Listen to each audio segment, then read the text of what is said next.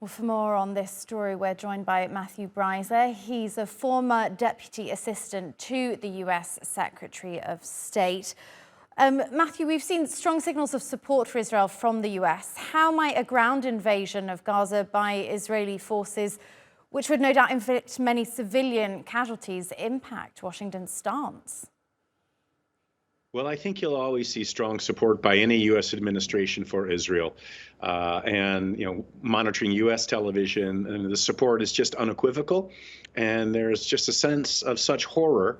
Well, as the Israeli military spokesman has put it, it's sort of like combining September 11 with Pearl Harbor, in this case for Israel, and on a sort of a per capita basis. I mean, the deaths have been higher for Israel than the 9/11 deaths for the United States. So there's horror at all the stories that you're all reporting about hostages being taken and children and women being dragged from cars and families pulled apart. So I think the U.S. support will remain strong. And in fact, the reason why the United States moved the aircraft carrier Gerald Ford with its battle group closer to Israel is to send a signal to others in the region, namely Hezbollah and Lebanon, not to get involved, because the United States has strong resolve to go the distance with Israel, I think.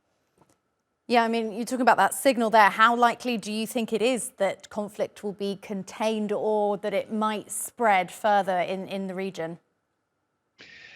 Well, it's totally unpredictable, but the fact that the U.S. did move that carrier strike group where it did is a sign that Washington is worried. And in fact, we know that Hezbollah attacked Israel, Shabbat Farms, as you guys were reporting just now.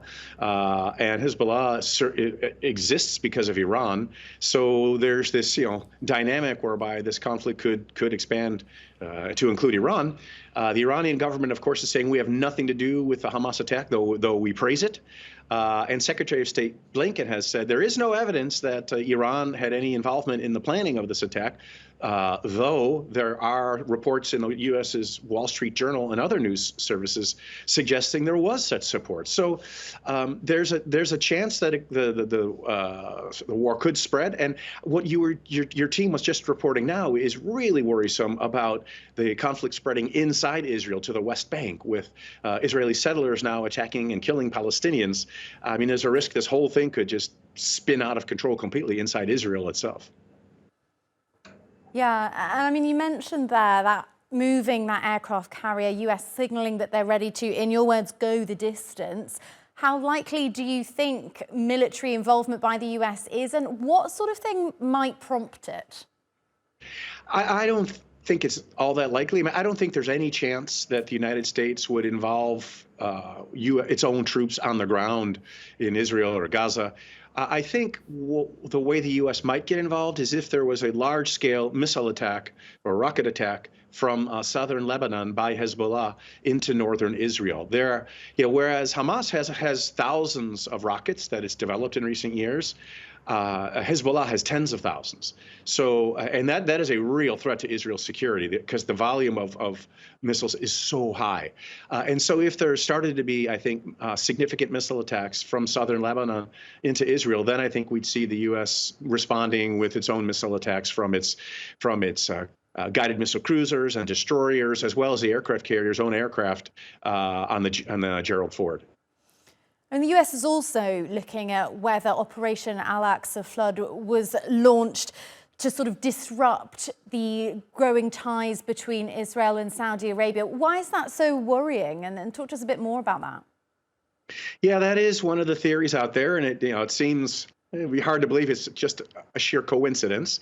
Why that's so important, at least for the Biden administration, and from President Biden and candidate Biden's perspective, looking forward to next year's presidential election. He's one of the first U.S. presidents in recent memory who never really tried to have a Middle East envoy or to get involved in peace talks between the Palestinians and Israelis. Instead, his approach has been to try to depressurize the Middle East, reduce tension in the Middle East. And the centerpiece of that effort would be a normalization of relations between Saudi Arabia and Israel. And so if that's threatened now, then I think the Biden administration worries that its entire approach to the Middle East could be jeopardized. And so that's first and foremost horrible for the Middle East. but the global geopolitical consequences could be huge. And then the consequences for, President Biden as a candidate could also be significant. Yeah, what you're saying there is his entire foreign policy around the Middle East potentially not working. What are the implications in Washington for that? Well, bad for him politically. He's already being attacked by the Republicans for they're making sort of an extension of causality. They're saying, well, Iran must have been behind this attack. And because the Biden administration arranged for $6 billion in Iranian money that had been frozen in a South Korean account, that somehow Biden is culpable for the Hamas attacks. It's an extended line of causality, but it just shows how ready Biden's political opponents are to pounce on him for anything seen as a failure in the Middle East. But beyond that, I mean, the consequences of a Middle East sort of untethered.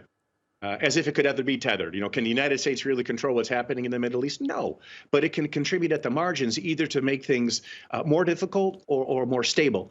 And so if we see the normalization of relations between Saudi Arabia and Israel go away, then that just opens up all sorts of avenues for those who seek conflict to be able to destabilize the situation even further.